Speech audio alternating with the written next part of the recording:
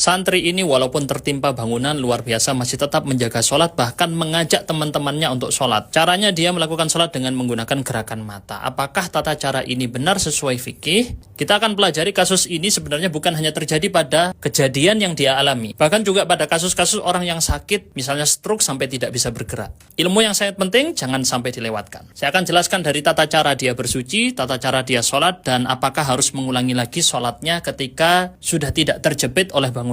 Pertama, di kasus dia terjepit bangunan sampai dalam kondisi tangan, tubuh tidak bisa bergerak, maka tentu saja dia tidak bisa bersuci, tidak bisa berwudhu dan tayammum. Dalam istilah fikih ini disebut dengan faqidut tahurain. Mayoritas ulama mengatakan dia tetap wajib sholat, walaupun tanpa wudhu dan tayammum. Lalu cara sholatnya bagaimana? Dalam mazhab Syafi'i dibedakan dalam dua kondisi. Pertama, jika hadas kecil, maka dia bisa melakukan sholat secara sempurna. Semua bacaannya dibaca. Tetapi jika dia dalam kondisi hadas besar, maka sholat tadi dilakukan lengkap, tetapi bacaannya hanya Al-Fatihah. Selain Al-Fatihah tidak dibaca. Kenapa? Karena dia kondisi hadas besar. Lalu caranya gimana? Kalau sudah terjepit semuanya, maka dia kalau bisa menggerakkan kepala, maka sholatnya dengan menggerakkan kepala. Kalau tidak bisa, maka dengan gerakan mata. Ini berlaku juga untuk orang yang stroke ya. Kalau mata pun juga tidak bisa bergerak, maka sholatnya dengan menggunakan hati. Kewajiban sholat tidak pernah gugur. Nah, pertanyaan muncul kemudian, apakah dia harus mengulangi sholatnya lagi ketika dia sudah dalam kondisi normal? Dalam hal ini ada dua kasus. Pertama, syarat yang hilang adalah dia tidak menghadap kiblat. Yang kedua, syarat yang hilang juga dia tidak suci dari hadas. Kan kalau syaratnya tidak terpenuhi, sholatnya kan tidak sah. Inilah yang menjadi alasan kenapa para ulama ada yang memerintahkan dia harus mengulangi sholatnya lagi. Tapi supaya adil, saya akan jelaskan semua pendapat ulama di sini. Karena dia tidak menghadap ke arah kiblat, sebagian ulama mewajibkan dia harus mengulangi sholatnya. Sebagian lagi tidak wajib mengulangi.